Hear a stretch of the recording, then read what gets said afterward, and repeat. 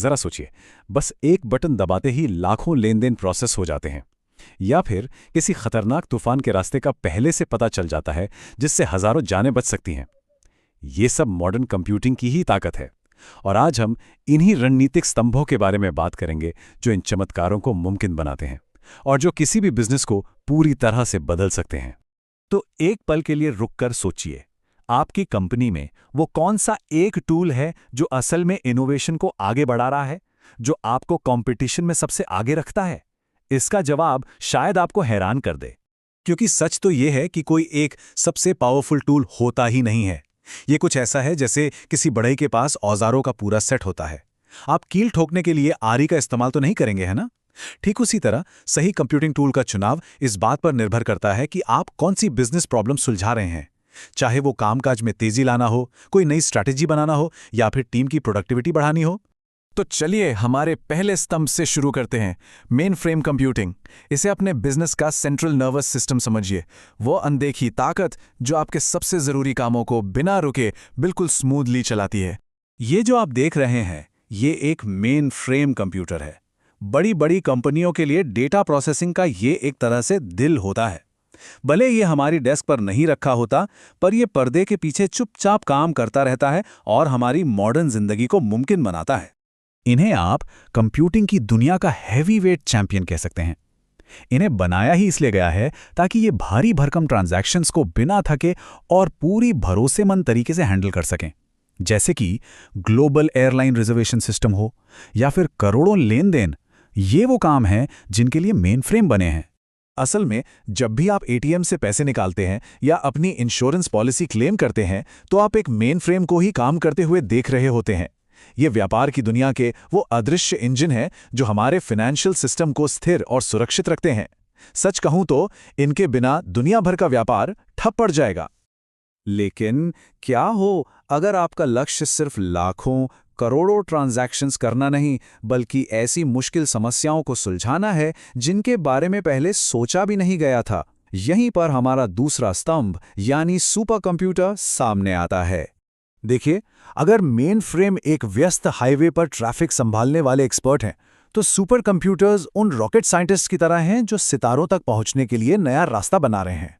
उनका ध्यान वॉल्यूम पर नहीं, बल्कि उन मुश्किल कैलकुलेशंस पर होता है जो संभव की सीमाओं को भी पार कर जाती हैं। अगली बार जब आप मौसम की रिपोर्ट देखें जिसमें किसी बड़े तूफान के रास्ते की सटीक भविष्यवाणी की गई हो, तो याद रखिएगा कि ये एक सुपर कंप्यूटर की वजह से ही मुमकिन हुआ है। ये टेक्नोलॉजी हमें सिर्फ जानकारी ही नहीं देती, बल्कि ये जाने और संपत्ति भी बचाती है। इससे इसकी स्ट्रेटेजिक प्लानिंग में जबरदस्त ताकत का पता चलता है। तो इसे ऐसे समझिए, एक लीडर के तौर पर बिजनेस को स्थिर रखने के लिए मेन फ्रेम पर भरोसा किया जाता है और अपनी इंडस्ट्री में क्रांति लाने के लिए सुपर कंप्यूटर का इस्तेमाल होता है। दोनों ही जरूरी हैं, लेकिन दोनों के मकसद बिल्कुल अलग हैं। अब बात करते हैं उस कंप्यूटिंग की जिससे हम सब सबसे ज्यादा वाकिफ हैं। वो टेक्नोलॉजी जो हमारी उंगलियों पर है और हमारे रोजमर्रा के काम और प्रोडक्टिविटी को बढ़ाती है। जी हाँ, ये पर्सनल कंप्यूटिंग का दौर है। ये सोचना भी कितना कमाल का है ना कि कुछ दशक पहले जिस कंप्यूटर के लिए एक पूरा कमरा लगता था, उसकी सारी शक्ति अब एक छोटे से लैपटॉप में समा गई है। पर्सनल कंप्यूटर ने कंप्यूटिंग को हर किसी की पहुंच में ला दिया है और हर इंसान को अपने आइडियाज को हकीकत में बदलने की ताकत दी है। लेकिन एक पावरफुल लैपटॉप या डेस्कटॉप भी सिर्फ एक धातु का डिब्बा ही है जब तक कि उसे ये न बताया जाए कि करना क्या है। यहीं पर हार्डवेयर और सॉफ्टवेयर के बीच का वो जरूरी रिश्ता काम आता है जो एक दूसरे के बिना अधूरा है। सॉफ्टवेयर को आप एक संगीतकार की तरह समझ सकते हैं जो एक पूरे ऑर्केस्ट्रा यानी हार्डवेयर को चला रहा है। संगीतकार के बिना सारे साज शांत पड़े रहेंगे। ठीक उसी तरह सॉफ्टवेयर के बिना हार्डवेयर किसी काम का नहीं है। ये वो अनदेखे निर्देश हैं जो टेक्नोलॉजी को एक मकसद और फंक्शन देते हैं। सॉफ्टवेयर को हम दो मुख्य कैटेगरी में बांट सकते हैं, सिस्टम सॉफ्टवेयर और एप्लीकेशन सॉफ्टवेयर। तो चलिए इन दोनों के बीच का जो जरूरी फर्क है उसे समझते हैं। इसे ऐसे समझिए, सिस्टम सॉफ्टवेयर जैसे विंडोज़ या मैकओएस घर की नींव और दीवारों की तरह हैं, इनके बिना घर बन ही नहीं सकता। और एप्लीकेशन सॉफ्टवेयर जैसे माइक्रोसॉफ्ट वर्ड या एडोब फोटोशॉप उस घर के अंदर रखे फर्नीचर और सजावट के सामान की तरह हैं। ये उस घर को उपयोगी और आपके काम का बनाते हैं। और बिजनेस लीडर्स के लिए ये एप्लीकेशन सॉफ्टवेयर ही वो जगह है जहां कंप्यूटिंग की असली ताकत असल और ठोस बिजनेस नतीजों में बदलती है। आज के दौर में बिजनेस का लगभग हर काम एप्लीकेशन सॉफ्टवेयर से ही चलता है। बातचीत के लिए ईमेल और स्लैक से लेकर एचआर के लिए ईआरपी सिस्टम तक, मतलब एंटरप्राइज रिसोर्स प्लानिंग सिस्टम, जो कंपनी के सारे मुख्य कामों को मैनेज करता है। सिर्फ एक फील्ड को ही देख लीजिए, डिजिटल मार्केटिंग। यहाँ टूल्स का एक पूरा इकोसिस्टम है।